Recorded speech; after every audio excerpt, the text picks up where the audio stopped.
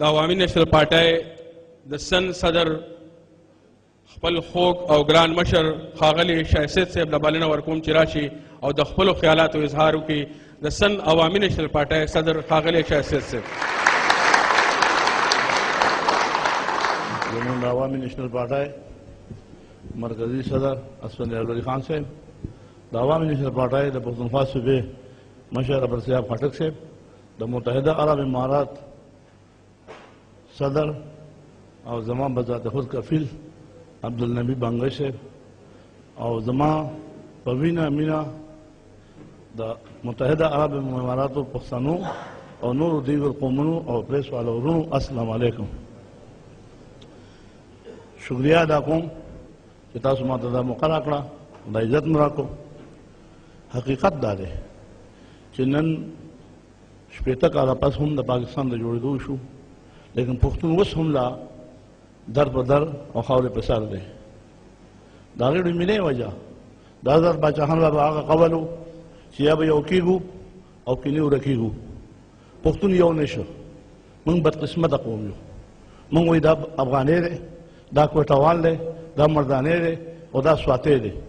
بیا په سوات کې په معذرت سره وایي دا بر سواتی دی او دا کوز سواتی دی. بیا په هغې کې وایي دا د سیند نه پورې سواتی دی او زه راپورې یم.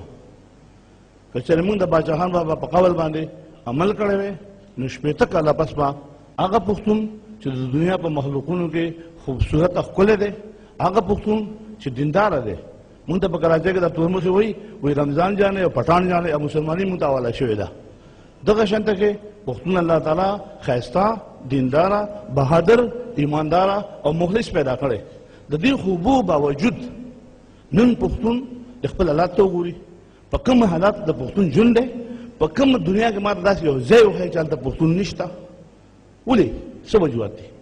مشران خو زموږ ډېر قابل دي. حضرت باچاخان بابا یو خان و، د هغه په جایداد کې د الحمدلله نن د هغه نسي د بچو بچي څلور لس پنځلس خانې چلېږي. که چېرې هغه د خپل ذات لپاره جنګ کړی وی نو نن به هغه د ایشیا د ټولو نه امیرترین شخصیت و، لیکن هغه دولت وانغستو، هغه خپل قوم واغست.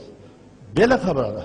چې زموږ قوم د هغه د سوچ او د فکر نه څه فایده وانغسته. نن د هغه په ذات باندې انګریز ریسرچ کوي چې شپېته کاله مخکې کوم قوم چې د ټوپک او د تورې په ژبه خبرې کوي هغه د نان وایلنس، د عدم تشدد سیاست او فلسفه وي. ایا دا کوم شخصیت و؟ افسوس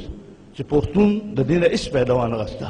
نن بیا زه تاسو ته وایم چې داسې وخت د داسې ډګر یو چې نن که حکومت میلاو شوی دی په دې کې څه شک نشته،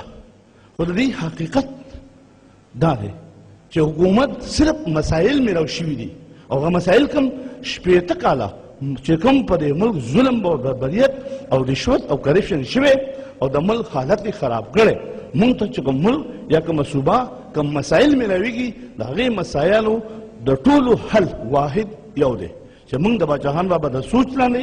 د دې سرې جنډې د لاندې هر پښتون ته دعوت ورکړو. پښتون په پښتونه دی او هغه د سرې جنډې ته راولو تر کومې پورې چې پښتون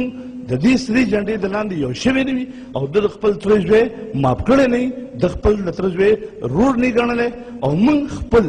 اجتماعي مسایل وړاندې کړي دي. انفرادي نوکرۍ یا ذاتي کارونه نشي کېدی، اب پوره نشي. موږ به څومره وکړو؟ زموږ په ملک کې سرکاري نوکرۍ د 3 نه 4% دي، د 95% نوکرۍ ټولې پرایویټ دي. تر کومې پورې چې موږ په خپله هر پښتون په دې باندې سوچ او فکر وکړی او کم پښتون چې څومره وسایل لري، کم پښتون چې څومره قابلیت لري، که هغه د ایجوکیشن په سلسله کې دی، که هغه د ټیکنیکل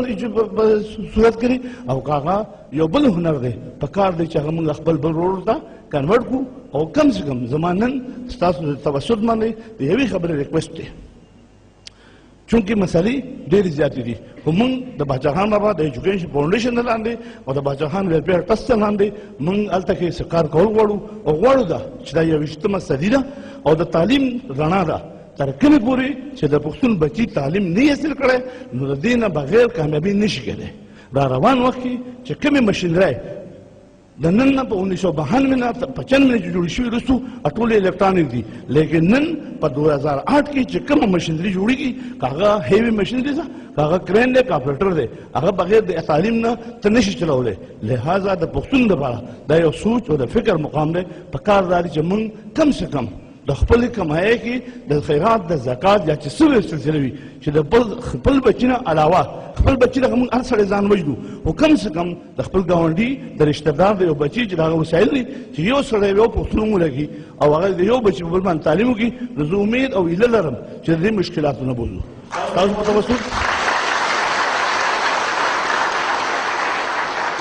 تاسو په توسط چونکې د ملکي حالات باندې خبرې چې دي زموږ مشران دي الحمدلله هغوی ډېر لږ او ډېر وړاندې نظر ساتي په هغې به تایي خبرې کوي زه صرف بیا تاسو ته یو ریکویسټ کولی شم یو سوال کولی شم چې کم سے کم تاسو د خولي ایډورټایز د خولي چې کوم مسایل دي لوکوټې ځان حقیقت ته وباسئ او د دې مشرانو سره تعاون وکړئ تر کومې چې د مسلو خبره ده نو مسلې دومره دي چې هغه د ویلو نه دي لیکن په دې مسلو باندې صرف عبور حاصلول او دا مسلې ختمول